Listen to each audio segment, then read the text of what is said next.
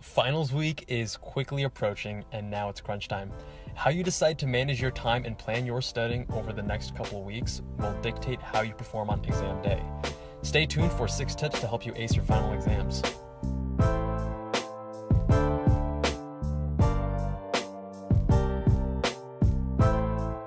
What's going on, guys?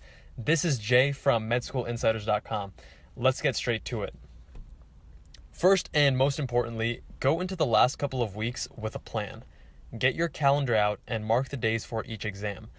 Based on the test days, work your way back with how you want to review the information. For example, let's say you have a final on Monday, December 5th and another one on Thursday, December 8th. If the first test is much harder and requires more studying, you may focus solely on that and then only start studying for test 2 after finishing test 1.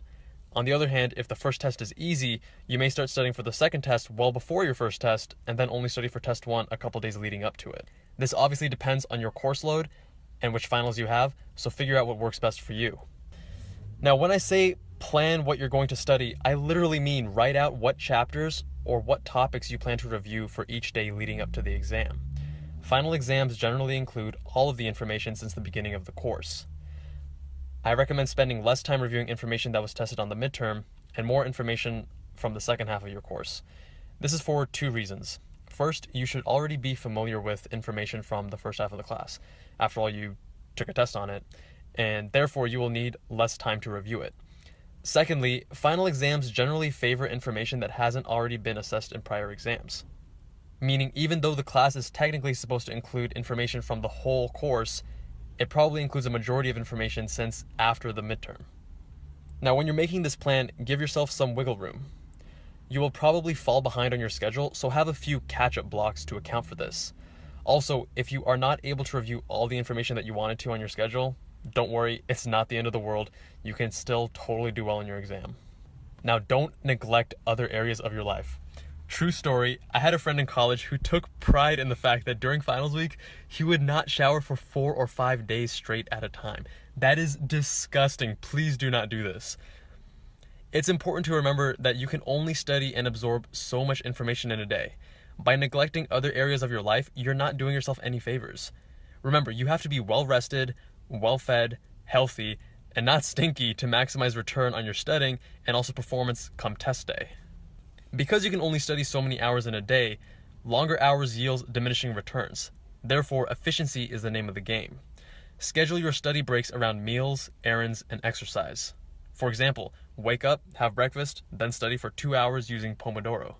At your break, start laundry, then do another 2 hours of Pomodoro. Then have lunch, followed by another 2 hours of Pomodoro. At this point, you're probably pretty tired of studying, so go to the gym and get a workout in. I have more information on the Pomodoro technique in this video above. Use group study, but don't overdo it. Group study is excellent to maintain motivation and discuss difficult concepts. However, it also generally slows you down. Therefore, only group study occasionally. Have an agenda with the group as to what lectures or topics you all want to go over, and this will help keep you guys on track. Taking turns teaching difficult concepts to one another will also benefit everyone involved, especially in classes that are heavy on concepts and have essay-based questions. More on that next. So tailor your study approach based on the exam. For physics, math, or chemistry, doing loads of practice questions is probably one of the best ways to prepare for your exam. The exam is going to have a series of problems that you need to solve and show your work for. But remember, making sure you review and understand the mistakes you made are also equally important. So for more conceptual classes like neurophysiology or biology, essay questions are more common. Group study here is actually great to reinforce those difficult concepts. If you can teach a concept to someone else, chances are that you have a solid grasp of it and you're ready for the exam. For multiple choice questions, memorization is king. I recommend focusing on flashcards with spaced repetition. The gold standard for this is Anki. It's a free software for your computer, and I go over how to use it in this video above. Be sure to do your scheduled Anki cards every single day. Waiting until the last couple of days defeats the purpose of spaced repetition. I talked briefly about spaced repetition and incorporating Anki into your study routine in this video above. No all-nighters. Do not fall into the trap of thinking that pulling an all-nighter is the best way to improve your test score. In very, very rare situations is it ever a good idea to deprive yourself of significant sleep before an exam. It's more important for you to be sharp than for you to be cramming before your test. You'll be tired while studying and during test day. Additionally, you lose out on the benefits of REM sleep, which actually helps consolidate information you learned. Which brings me to another point. Going back to scheduling your study times and breaks, I recommend you study right before sleeping for this exact benefit. Information learned right before bed has greater rates of retention. Use this to your advantage. Alright guys, that is it for this video. If you found any of these tips helpful, please press the like button.